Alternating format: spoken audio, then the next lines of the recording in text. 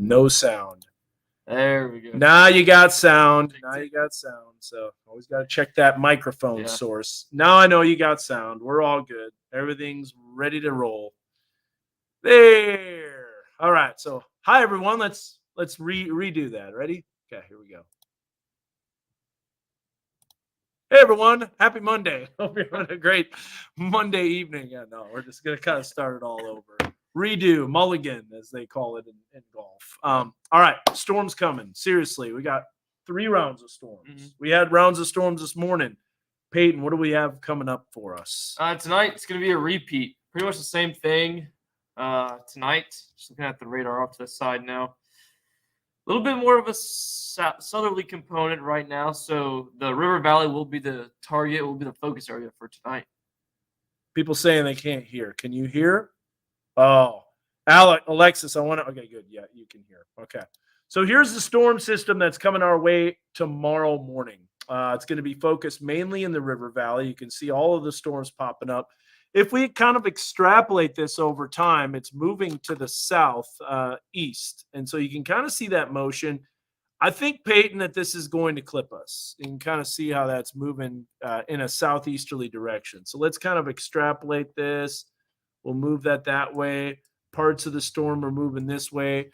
River Valley doesn't see as much storm activity, but I think we will see some. So yeah, we especially got to watch the energy that's coming across the Texas Panhandle right now too. Some of that energy can meet up. That's right. And I think it will, and that's what the models are predicting, that there's additional storms that pop up. So let's kind of take you through the timing of all this. And so there's a look at the future track. It's doing, I think, a pretty good job with the cluster of storms off to the west, northwest of us.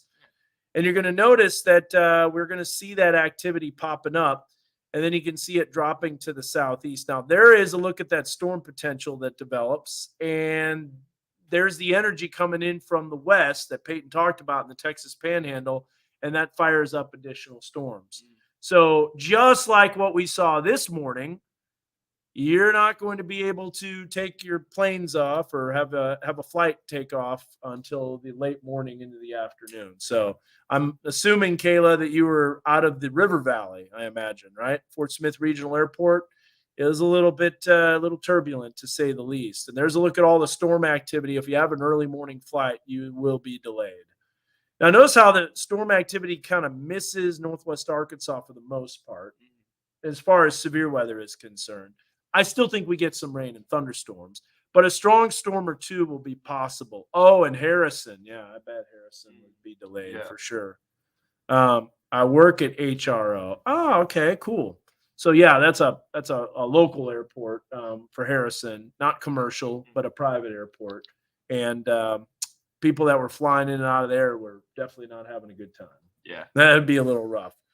All right, so Jeremy says this stuff woke me up this morning. Looks like it's going to wake me up again. Yeah, you got another round of being woken up. So Joshua Medlock says, yo, yo, yo, from the fort.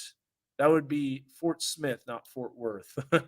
Well, Fort Worth probably is not going to get as much storm activity, but something. How about this? Brooke says, do you read and answer questions from Twitter, or do we need to ask them on Facebook Live? Well, Twitter doesn't seem to be working anymore. Now, the platform formerly known as Twitter, right? now called X. Whatever. I'm rolling my eyes on all that. But we can get them from either source. Yeah. On our end, so. I don't know. Comment on Twitter. I don't even think this posted on Twitter. Let's see if it did. Because none of my stuff has worked on Twitter or X or whatever. And it gives me a notification where it looks like a, yeah, nothing's on there. Oh! Yeah. All right, it's on there. So try Brooke. Try commenting. No sound. I know we fixed that all up. Cole says, we can hear you now. Yeah, there's 2 microphone sources. There's one that's was he ready to do live? I guess he was. I guess he had it on live in case he was doing some cut-ins and coverage. And maybe Josh Rugger was doing that. So yeah, always a good idea to check that microphone source. So Alexis, I have a question for you.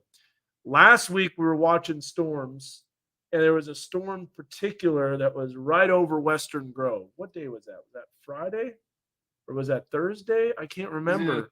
Thursday or Friday. Yeah, there was a cluster of storms. I want to say it was Friday. It had to be Friday because Mhm. the ridge was really strong Thursday. Yeah.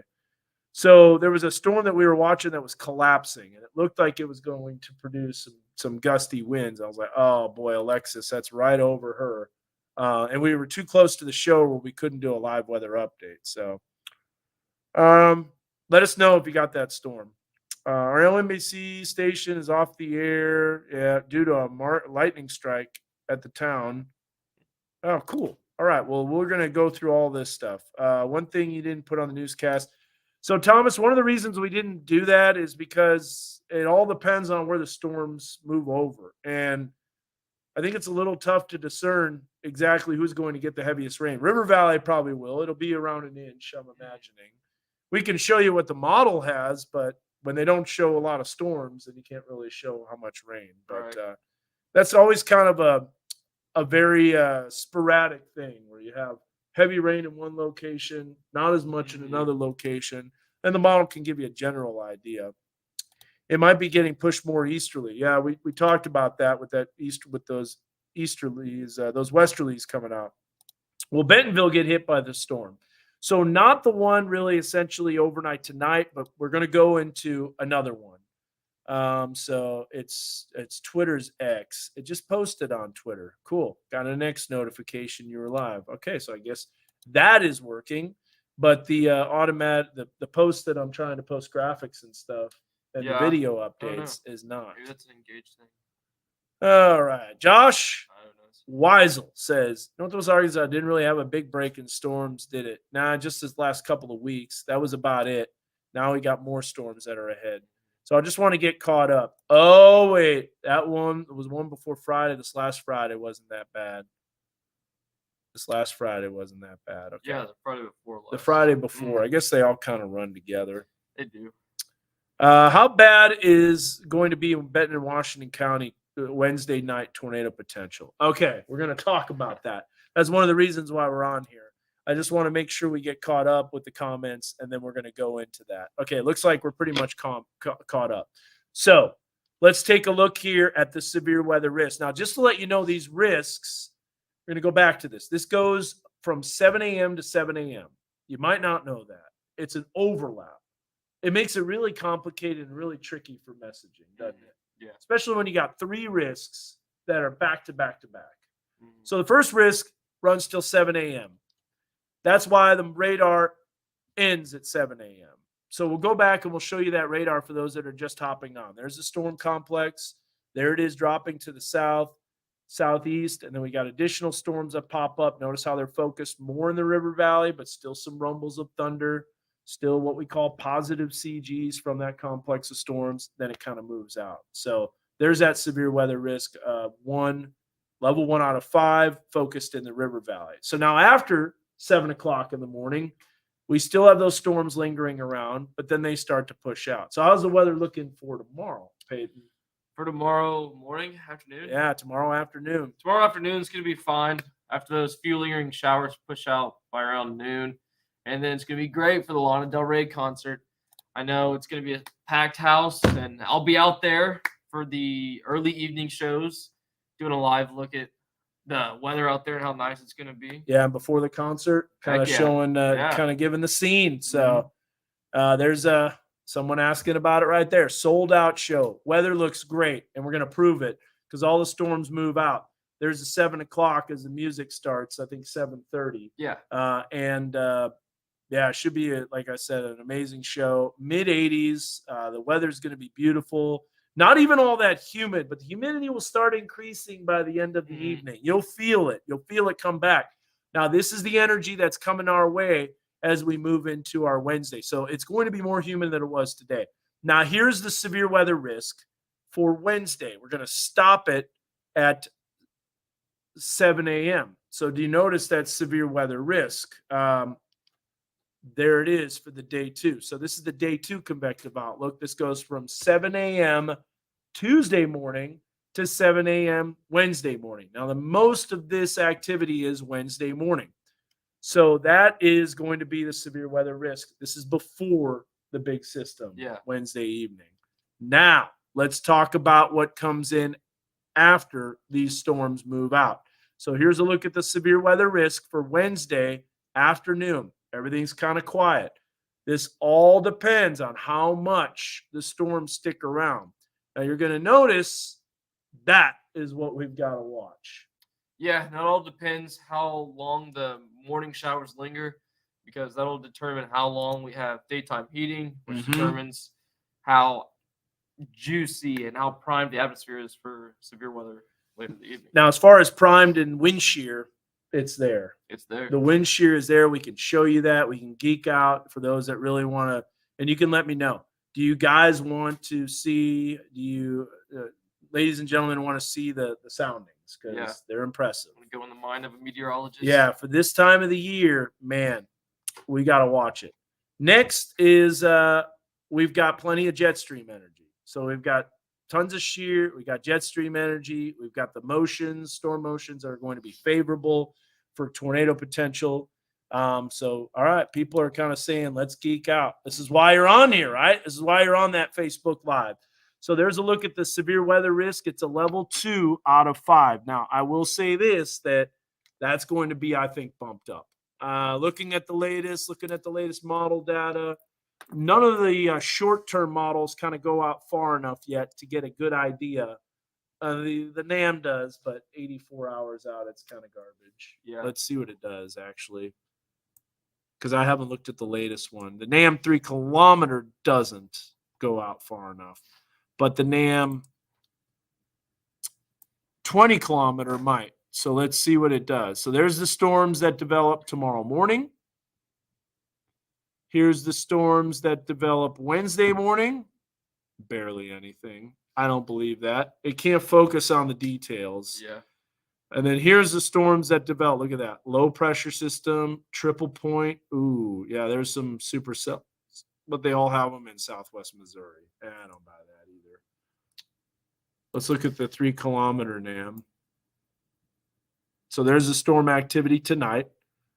That could be some pretty heavy rain and some localized flooding. There's the rain and storms Wednesday. Now, this actually doesn't. There we go. So there you go. How's it developing along a triple point? You got a cold front, warm front, and pretty impressive storms right there. Yeah, it's going to be interesting. 8 p.m. So I think moderate is too early, but I think the potential could be there depending on all the ingredients on those storms in the morning. That's a big question mark. And that's something that will not give a lot of confidence ahead of time. So if they do go moderate, which is not a great chance, but if they do, it would be in the afternoon on Wednesday. Yeah, the only way I could see going moderate, I think enhanced is pretty likely, but the only way I could see going moderate is if the morning storms clear out before 11 o'clock or just at the shift change at the National Weather Service or the SPC. Yeah. And then by like 1 o'clock or just after when they issued the new one, that's when they might. But I think it's going to stay enhanced, like a true enhanced. Yeah, I do too. I don't see it really getting up to moderate unless something drastically changes. But the energy, brother, it's strong. So we'll go into some of that. We'll look at some of the model soundings and stuff like that. And we could do that on Pivotal Weather. We can do it on many other things. So we will, as a matter of fact, go ahead and dive into that. Before I do, though, close that out.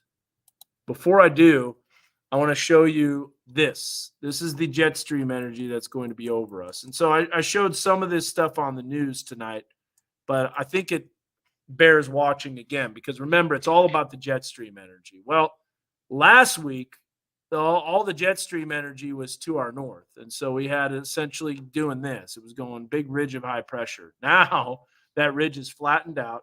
It's shifted to the southwest. And now we got plenty of energy that's coming over us. Oh. And then there is the system. So this little dip, this is called a short wave. That short wave means that you have a lot of spin in the atmosphere. you have a lot of lift because it's such a potent short wave, and then you can see it ripping through Tuesday night into Wednesday morning. And so if we look at the vorticity is the amount of spin in the atmosphere. It's really the spin of a fluid because the atmosphere is a fluid. Right. Yeah. So a spin of a fluid, and the atmosphere acts like a fluid, and there's that spin. Here, all the storm systems that we've had kind of over the summer, for the most part, except for a few, had these little ripples, these little pieces of energy. But the models have had a tough time discerning where storms will be, how much coverage there's going to be, because the energy really hasn't been focused. Yeah. There's been little pieces. But now what's happening Wednesday? That's focused. Yeah. That's a lot of energy coming in. Look at the spin in the atmosphere. And so there you see Wednesday evening. Now you might be seeing that spin and go, oh, well, that's Wednesday evening. That's over Western Kansas. Right. But that's misleading because that's not where the precipitation of the storms will be. That's actually ahead of it is where you get the storm development. Mm-hmm. And it's something called PVA, positive vorticity advection. Yeah. He's smiling because he's like, I remember that. All right. So let's look at some models and we'll take a look here. I'm going to try to do something here. I don't know if this is going to work, but it might. Let's try this. Let's go just so I can kind of see comments at the same time. I don't know if it's going to work. It actually does work. Let's see here.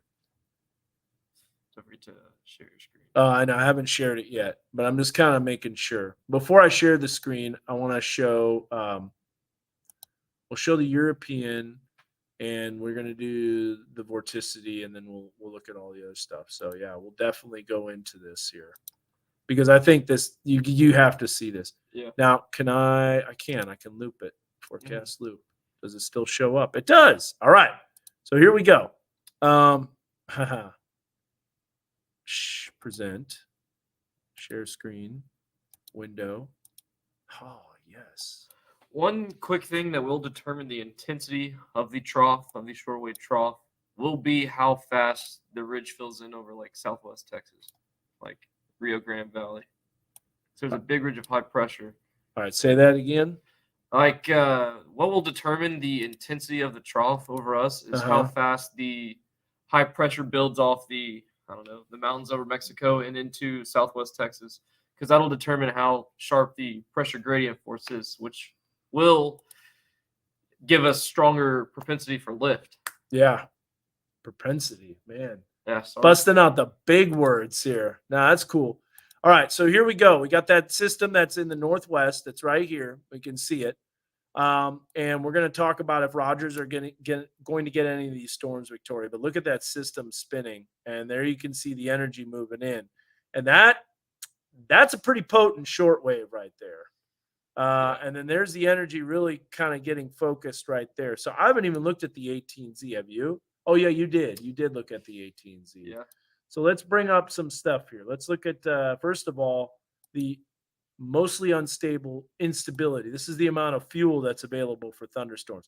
Now, at first, we're looking at the wide view, but here's what we're going to do. We're going to zoom in a little closer. I do like looking out at the wide view first, and then we kind of dive in and we get a little bit closer. So you can see we're a little closer, just to make sure we're showing all this stuff because it's kind of hard to. Okay, we are good. It's kind of hard to show. It doesn't like that, does it? Okay, there we go. I'm just glad we're not in a drought this year, no doubt, Joey. Yeah, the drought's pretty much all gone. But here's a look at the instability. So first of all, notice the instability focused in the river valley tomorrow morning. We already covered that. We already talked about that. That's why the severe storms are going to be more focused in the river valley.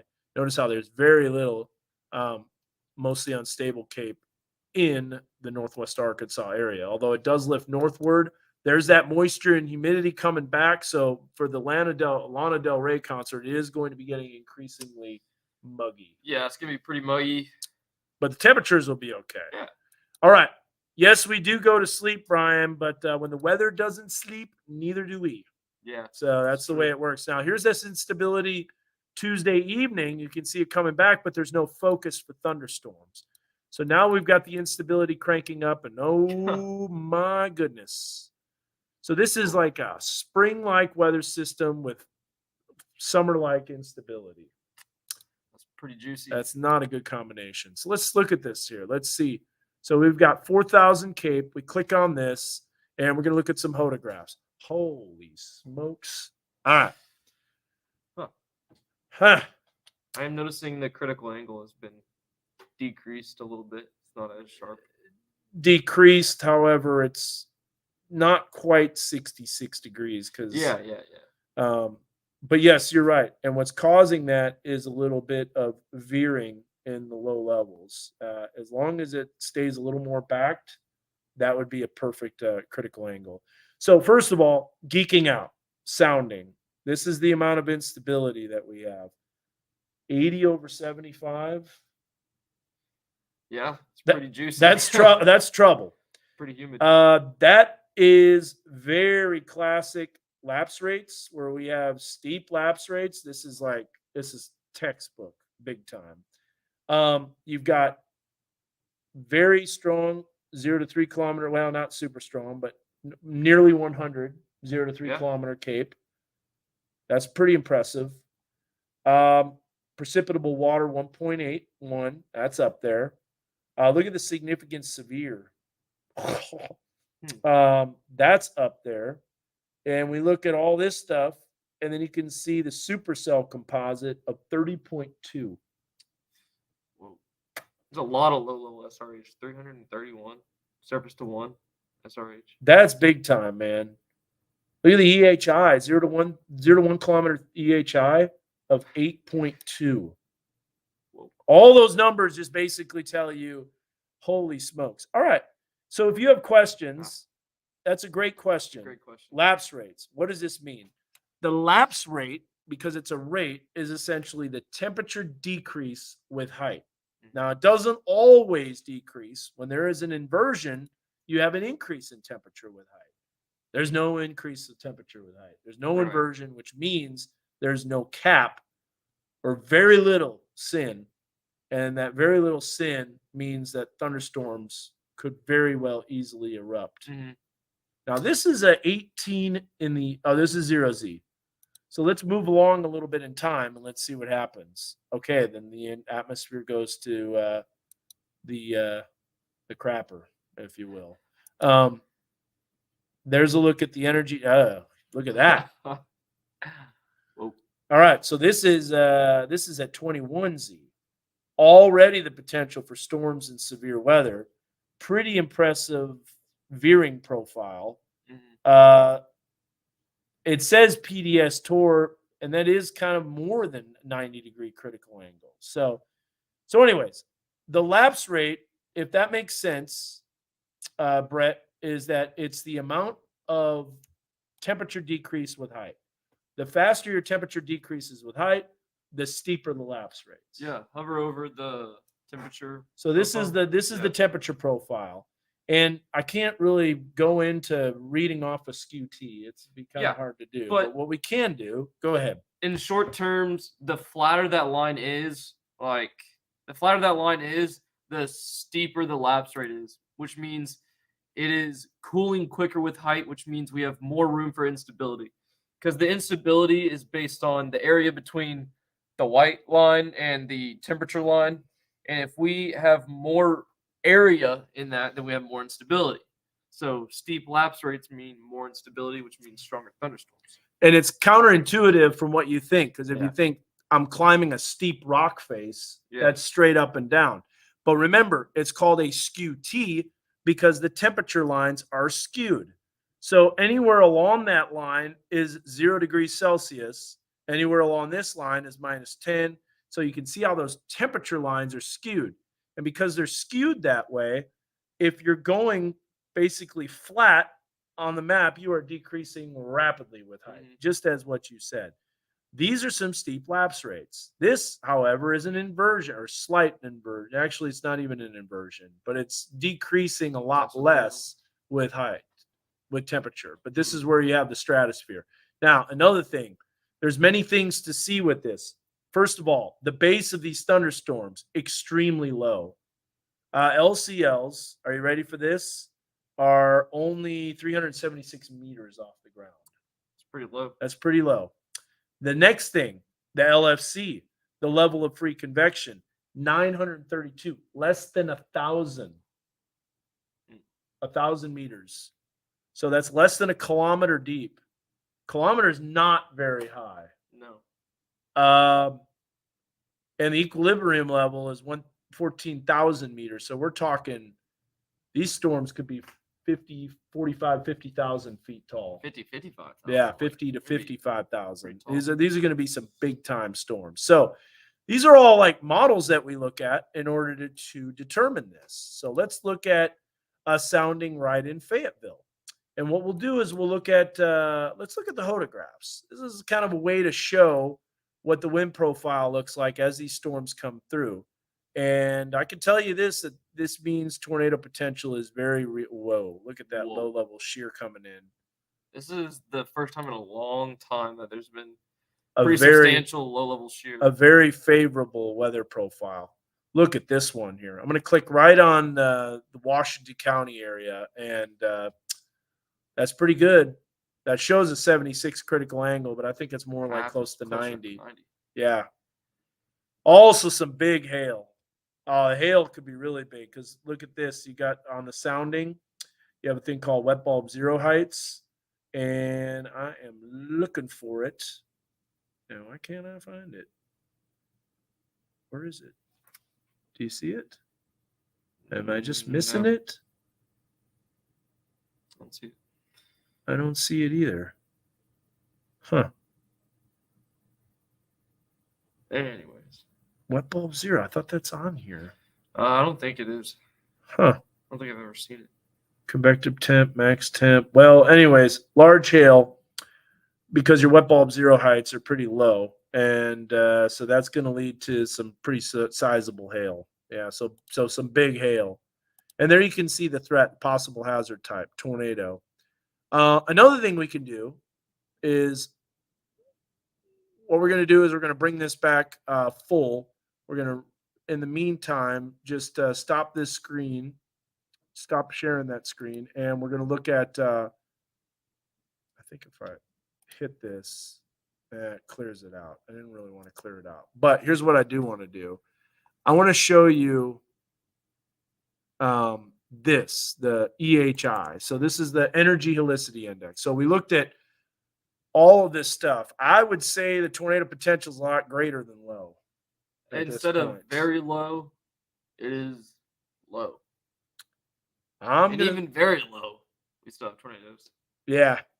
I'm going to say it's medium. I'm going to say the tornado potential at this point, looking at everything I've seen. At this point, I'm saying it's medium. Now, that is subject to change. Yes, of course. All this stuff is subject to change. But so anyways, this is what I want to show you. It's kind of hard to do that with the 3 window, but we tried it. So let's go back to here. Let's go to this. This is the Energy Helicity Index. So we looked at a computer model of sounding, which is a representation of all this stuff. But in order to graphically represent it, which will probably make more sense to you, is we look at the Energy Helicity Index. And you see that starts ramping up as this energy moves in. And Wednesday morning, maybe not as much, but we could also see severe weather Wednesday morning. And then Wednesday evening, look at that start to build up. So that goes way up there. If you look at this, you've got the severe weather potential that's showing a large area of high. And that's up there. I mean, that's as high as I've seen in a long time, especially in August. So Jacob has a great point, and we've stressed that as well. Keep in mind, the outlook is still day 3, so we can't see the individual risk until it moves into day 2. But we will. I think there will be probably maybe a 10% tour. I don't think they're going to go more than 10%. You think they'll probably do 2%?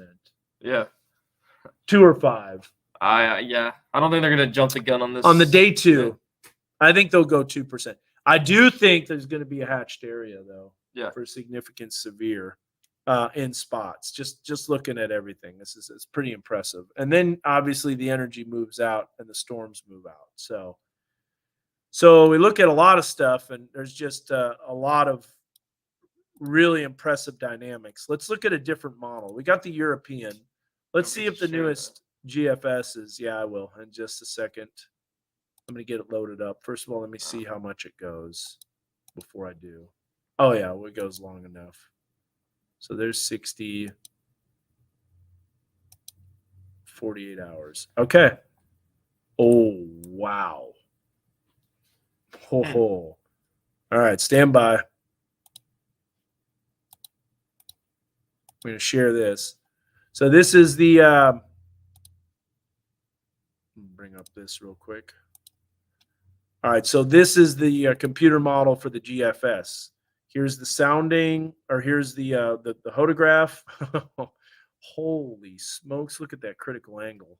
Okay, let's see what this looks like. Well, now here's the problem. It doesn't have a good instability profile.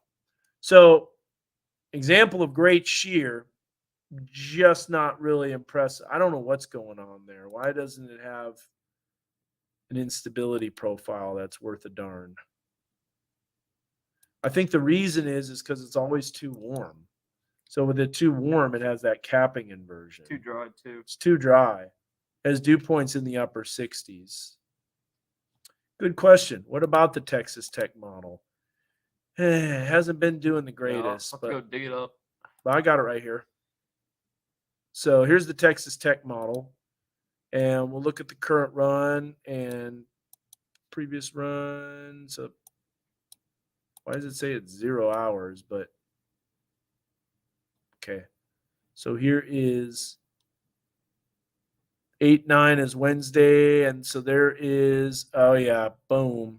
So there it's got some thunderstorms, and there it's got some supercells. If we look at convective, let's see what we've got here. First of all, significant tornado parameter for the evening. Yep, there it is. Hovered right over us. It's right along a warm front, folks. A warm front lifting northward, a triple point. It'll be in the warm sector. It'll be in the warm sector. I mean, it's there. This is like a legit spring. This is a legit system that we really do need to watch. Look at that. It's got a helicity track. Well, let's go here and we'll look at this, and this will show you the updraft helicity. So there's that one right there. And look at that. That's a supercell that comes across southwest Missouri. It's got additional supercells. They're maybe not as strong. Now, there is one thing that I definitely want to stress on this, is that so it might look like this is going to be widespread severe weather on Wednesday evening, right, but it's going to be more high impact and low coverage. Yeah. What we mean by that is these supercells will track over certain areas. Not everybody gets them, but the people that do get in the path of the supercells will have high impact potential. So something to watch for sure. Let's go back to this. Let's clear out of this and let's go into a different model. Let's look at the, you know what? The 0Z-HRRR. I never did look at that. Let's check that out. And let's see what we've got here. Forecast loop. And we'll move along in time. It's towards the end of the profile here. And look at that instability coming back. So it doesn't do as good with the shear. Well, there it does. Now it's got it. Let's see what we got. It's a pretty bad, weird profile. Something's happened. That looks contaminated. Yeah. Like storms popped up. It is. It's backing. Yeah. So let's go right here. So that's interesting. Yeah. Not all models have all the impressive ingredients and shear and all that stuff. Let's see. Well, there's one right there. That's a straight line hodograph. This means we'd have splitting supercells. Yeah. So you'd have one that's moving in the northwest and one that's moving south, one that's moving northeast and one that's moving southeast. Regardless, look at the significant hail. I don't think it's picking up on the low level jet. No, it's not. But we shall see. sometimes we're not just going to go with the strongest model and say, Right. oh, this is what's going to happen. That's Yeah, you that's can't do not that. a good idea. I'm going to shrink this down a little bit. Maybe I can show the whole thing. There we go. Okay, let me add that to the stream again so you can see what we're talking about. So there's a look at the energy coming in. We were kind of looking at some photographs, and it's just not having a very strong shear. Now it's a little bit better, and that's got an east-southeast storm motion, but that doesn't make sense with all of that, does it? That just really doesn't. It's more of like an easterly storm motion. So, but maybe storm will right turn. What other model do you want to look at? We can look at the NSSS, the WRF, NSSL. Look at that. That's got a whoa. Now you see this drop off in instability right here. We know what that is, don't we? What is it? Supercell. Let's show you what we're talking about. So there's the storms tonight. So just to let you know, we got storms tonight and early morning hours that are mainly focused in the river valley. And then here's the storms, nothing tomorrow night. Here's the storms Wednesday morning that come through. Now that doesn't have as much. So that might be like the warning shot off the bow from Mother Nature. And then watch this. Boom. There's a supercell. It's going to blow up and it's going to blow up fast. Yeah. Now that has it a little bit earlier. Yeah, it does have it a little earlier. It does. But let's see what kind of environment that is coming into. So we click on this, load it up, and that's severe, all right. Man, that profile is insane thermodynamically. All right.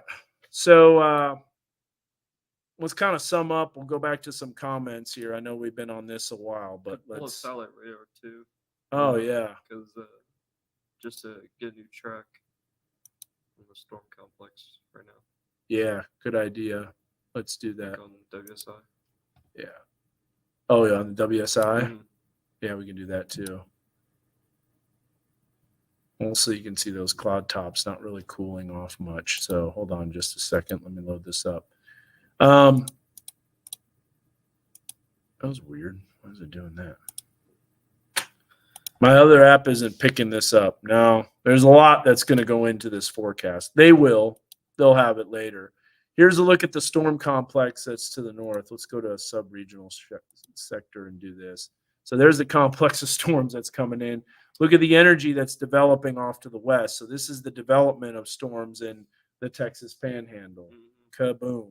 And we'll look at that here in just a bit as well. Look at the mid-level water vapor. You can see that energy moving in. And there's the complex of storms, and you can see it dropping southeast.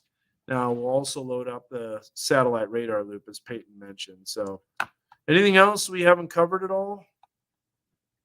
I mean, there's a couple questions. Yeah. We'll get to those here in just a bit.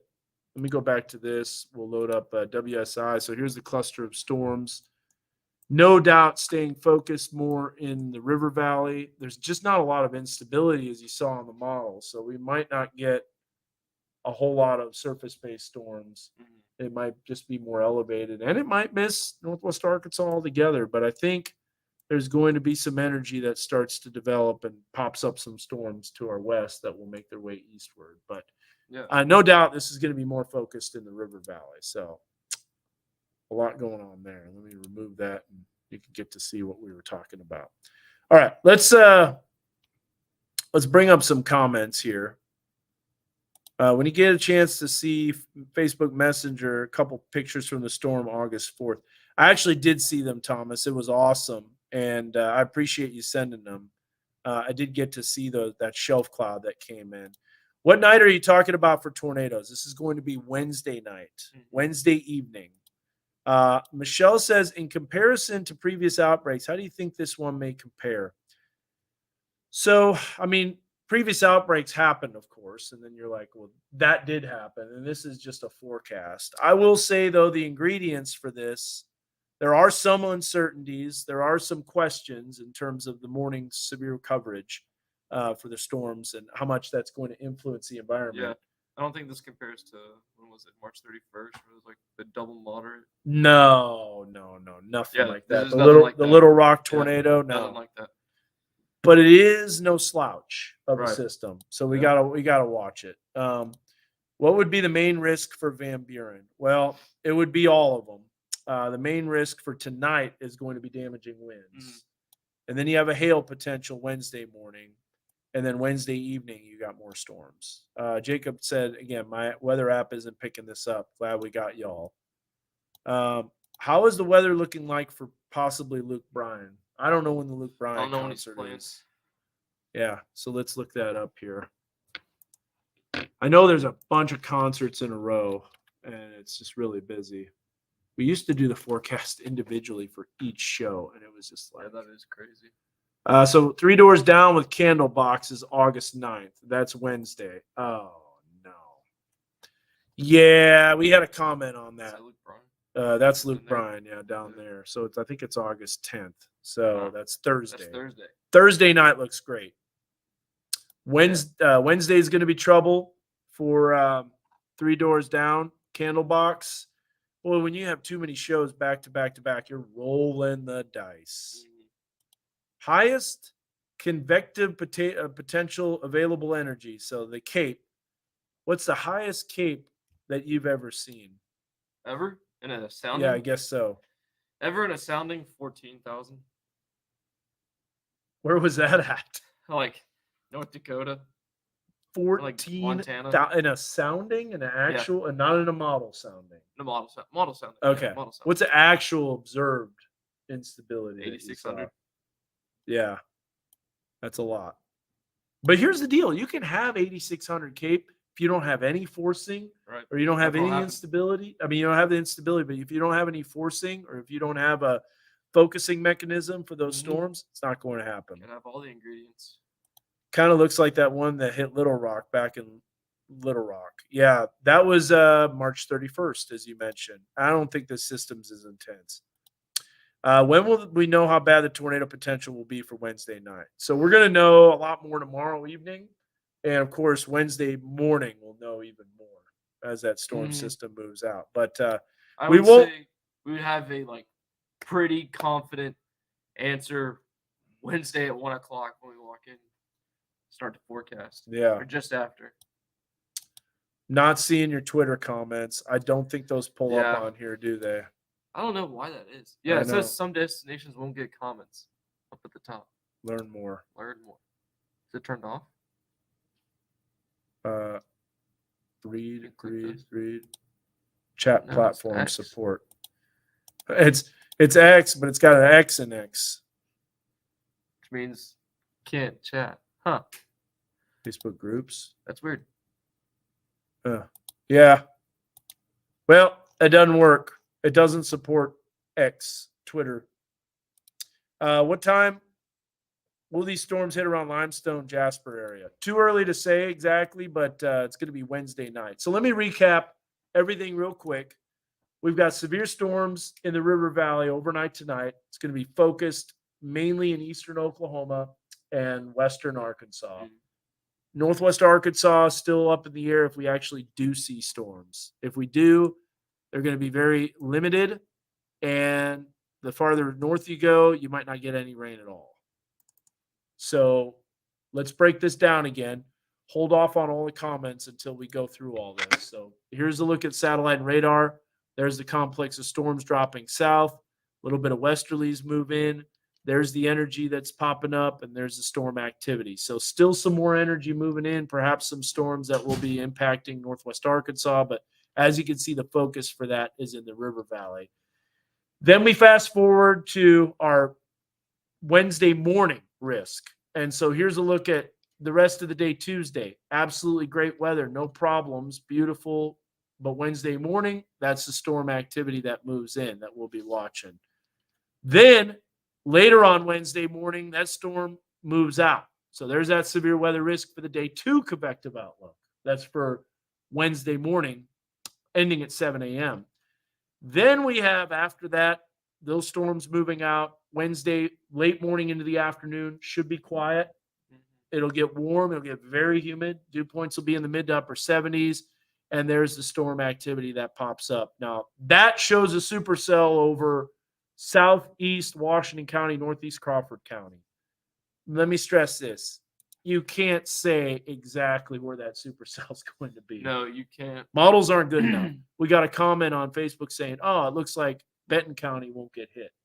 And it's not necessarily. That's just where the supercell is developing on the model. You know, I know, Peyton knows that's not where the storm exactly is going to be. Maybe it gets it right, but the chance of that's very limited. And so that's the severe weather risk for Wednesday. Stay tuned. This gets updated tomorrow morning, early in the morning. Josh Rugger will have the latest on that, but this will be something that we definitely need to watch. Me personally, here's what I think is going to happen with this. We are going to have, and mind, hopefully you don't mind the dotted lines. I personally think we're going to see this area right in here get added to enhanced. Yeah, that's what I think. Solid. That's what I think. That's what I would have drawn. That's going to be an enhanced risk for Wednesday night. Wednesday night. Yep. And that does include us. The majority of that is in southwest Missouri. And here's why. There's going to be a warm front that's like this. There's going to be a low pressure system that's right here. And there's going to be a cold front too. Like that. Oh, man. Bad news. That's bad news. Bad news Browns. Bears. Yeah, bad news Browns too. Yeah. But yeah, bad news Bears. Got a 36-pack of Baja Blast HD ready for Wednesday. Boy, we're going to probably be getting some Baja Blast. Limited API and access third parties by Twitter, X, may not let stream it. Yep. Got rid of access to third parties, even latest tweets, plug in for websites, stuff like that recently. So can't get that. Olivia says praying for the fizzle. Yeah, absolutely. So we still have several days to iron this out, and we'll be watching it. We'll keep you updated, but we wanted to do this live update because we want to give you a heads up a little bit earlier. Yeah. Right, Peyton? Now, just get you ready for Wednesday night. Now, my wife is having dinner with a girlfriend, and typically when that happens, they always have the worst weather. So I'm pretty much banking on storms. Every time they try to have this girls' night, especially like one of her specific friends, Angela, every time she has dinner with her, the weather always goes south, man. Huh. It's crazy. It's like my mom coming into town. It's the mom factor. My mom was coming into town Wednesday, batten down the hatches. It got pretty rough. So, all right. Well, thanks for watching. Appreciate it. We'll give you more updates tomorrow. We'll have a more detailed look. We'll look at the latest soundings, all that threat, and so and all that stuff. So, last comment that we'll answer, Wyatt. What main threat with this system? There's actually 3 systems. One that comes in tonight that's mainly damaging winds in the river valley. Wednesday morning systems, hail and damaging wind. Tornado threats there, but not super great at this point. But Wednesday evening, that's when the tornado threat will be ramping up. We aren't going to get the 8-ball out tonight. We'll give it a rest and we'll get it out tomorrow night. Yeah, get ready for game day. Yeah, get ready for game day. All right, we'll see you guys later. Have a good one, and God bless. Have a great rest of your Monday. What's 33 minutes left of it? We'll see you tomorrow.